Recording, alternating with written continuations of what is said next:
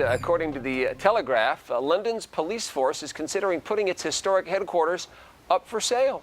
The paper reports selling Scotland Yard could make a nice profit for the force. The Metropolitan Police needs to save money because of government cuts.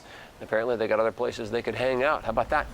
Let's talk smart money now with Fox40 financial analyst Keith Springer. Nice to have you back on the red couch, Keith. Welcome. Love the red couch. Yeah, nice. So, all right, happy Halloween, and let's get to a couple of questions sent in by viewers, and you are welcome to send in questions. He once a week hangs around and answers these for us. Ron and Elaine write, will it matter to the stock market who wins the election? In the big picture, yes and no. It's a great question because everyone wants to know this with the election coming up. They're both going to have to do similar things. They're both going to have to either cut spending or raise taxes. There are different stocks will do better.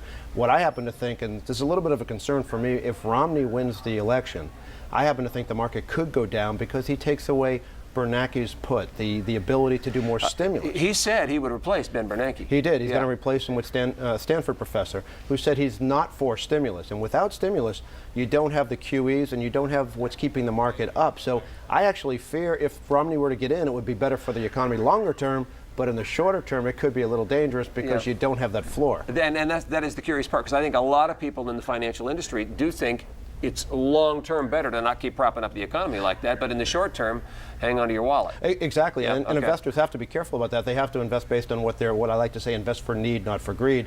Look for the right investments that don't take all the risk, and that's the case. Speaking of looking for investments, the other question comes from Harold in Yuba City. Says, I'm retired. I need more income in my portfolio. I don't want a lot of risk. Where can I get a good return without losing money if the stock market goes down? He's got to pull money out. He's retired. Market's going down. Can you still make money? There is a lot of places to make money, and it depends on the amount of risk. I need to know a little bit more information about Harold, how old he is, if he's in retirement, if he only needs a little bit of a return, 2 or 3%, you can go find fixed annuities, for instance, or government bonds. Annuities pay a guarantee of 3% without any risk.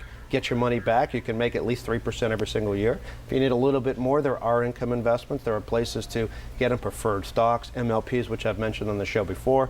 The preferred corporate bonds are pretty attractive, where they give you better than average return, 5-6% yield. It's what we're doing for our clients without all the risk. Again, invest for need, not for greed. Sounds like Harold ought to talk to you. Okay, thanks. It'd be a lot easier. Keith is reassuring to know there are some places you can actually make some money without having to hang it out there too far. If you have any questions for Keith Springer, like those right there, send them in to money@fox40.com. You can also just call him up yourself during the day at 916-925-8900, or visit him on his website, keithspringer.com. Get that newsletter. That's always interesting every week.